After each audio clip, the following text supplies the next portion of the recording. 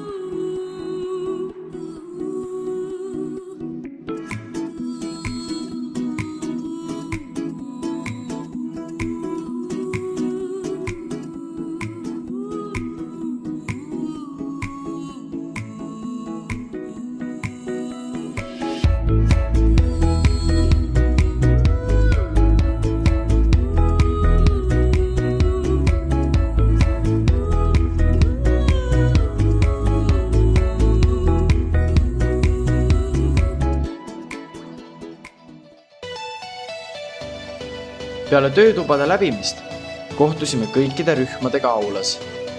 Panime aula põrandal kokku Euroopa kaardi.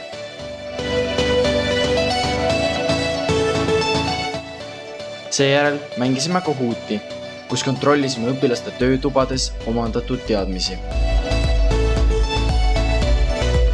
Peale mida autasustasime õpilasi Euroopa Liidu infokeskusest saadud meenetega.